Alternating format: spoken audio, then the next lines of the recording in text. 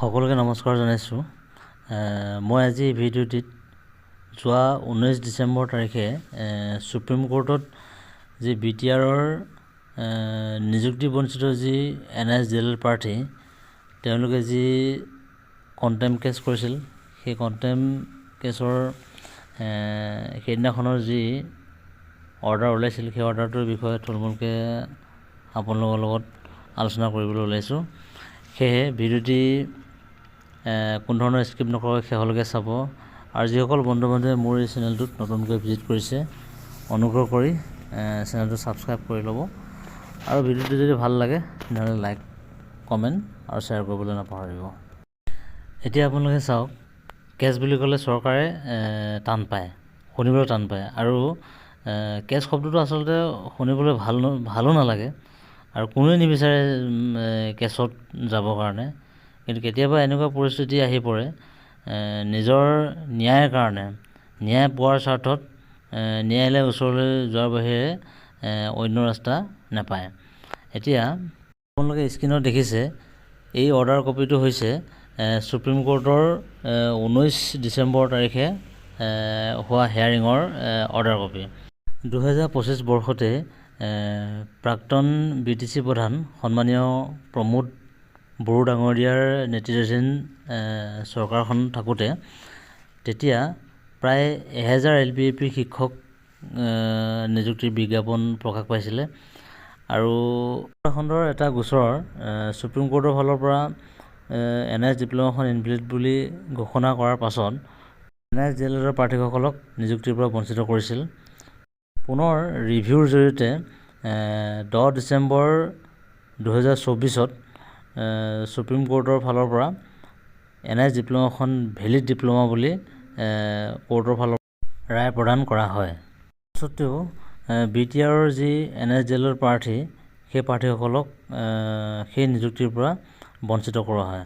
পুনৰ সেই BTRৰ NSDLৰ প্ৰাৰ্থীসকলে কণ্টেম্প কেছ এটা সুপ্ৰিম কোৰ্টত কৰে, আৰু সেই সুপ্ৰিম কোৰ্টৰ ফালৰ পৰা সেই প্ৰাৰ্থীসকলক নিযুক্তি দিবৰ কাৰণে এটা অৰ্ডাৰ কোৰ্টৰ ফালৰ পৰা দিয়ে।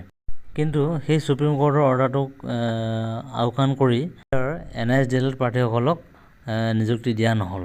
সেয়েহে BTRৰ সেই NSDLৰ নিযুক্তি বঞ্চিত প্ৰাৰ্থীসকলে পুনৰ কণ্টেম্প কেছ এটা সুপ্ৰিম কোৰ্টত কৰে। 19 ডিচেম্বৰ তাৰিখে ইয়াৰ শুনানি হয়।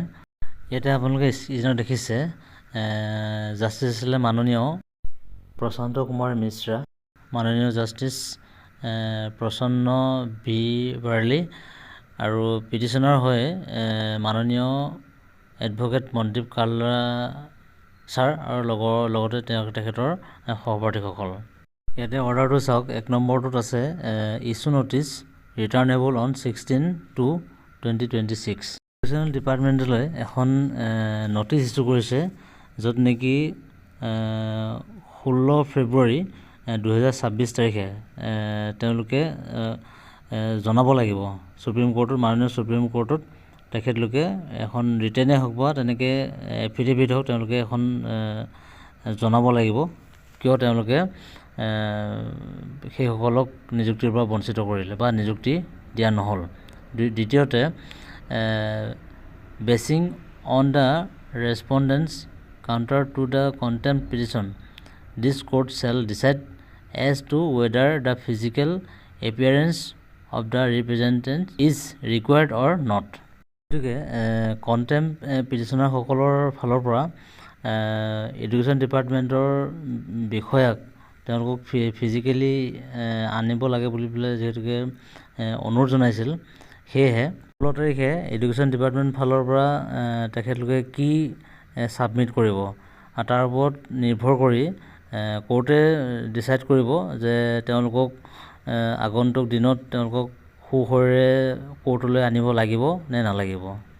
এতিয়া আপোনালোকে চাওক, ভাৰত চৰকাৰে ডিজাইন কৰা এটা কোৰ্চ, এই কোৰ্চটো কৰাৰ পাছত এই প্ৰাৰ্থীসকলে কেনেকুৱা হাৰাশাস্তি খাব লগা হৈছে।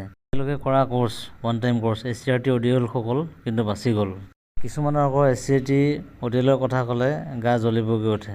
তেওঁলোকে ক'ব বিচাৰে যে আনৰ ভাল দেখিব নোৱাৰে। আচলতে সেইটো নহয়, কাৰণ একে সময়তে কৰা কোৰ্চ আৰু যিহেতুকে একে সময়তে কৰা কোৰ্চ এটা কোৰ্চক গ্ৰহণ কৰে, আন এটা কোৰ্চক গ্ৰহণ নকৰে, সেইটো কেনেকুৱা ধৰণৰ কথা। সেইকাৰণে তাৰ লগত তুলনা কৰি পেলাইহে কথাখিনি কোৱা যায়। এতিয়া আপোনালোকে চাওক, চাৰিওফালে কেছ আৰু কেছ, অনিচ্ছা স্বত্বেও কেছত যাব লগা হৈছে। ৫,৫০০ শিক্ষক নিযুক্তিৰ প্ৰক্ৰিয়া NSDL নিযুক্তি বঞ্চিত প্ৰাৰ্থীসকলে হাইকোৰ্টত ডাবল বেঞ্চৰ এটা কেছ চলি আছে। আৰু অন্যহাতেদি BTR ফালৰ পৰা ডাবল ইউডাইজ থকা, অৰ্থাৎ অট'জেনেৰেট আছিলে সেইখিনি সময়ত, পাছত সেই অট'জেনেৰেট থকা DLED প্ৰাৰ্থীসকলৰ যিহেতুকে পাছত বিদ্যালয়সমূহত ইউডাইজ পাইছিল, সেইসকল প্ৰাৰ্থীয়ে পুনৰ হাইকোৰ্টত কেছ কৰিছে। আৰু ইতিমধ্যে তেওঁলোকক কোৰ্টৰ ফালৰ পৰা ইণ্টাৰিম দিছে।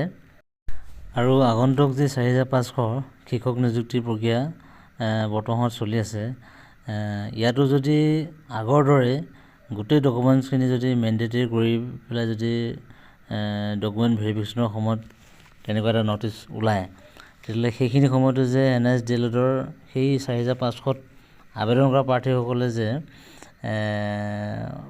তেনেকুৱা এটা সিদ্ধান্ত নল'ব, সেইটোতো নুই কৰিব নোৱাৰি।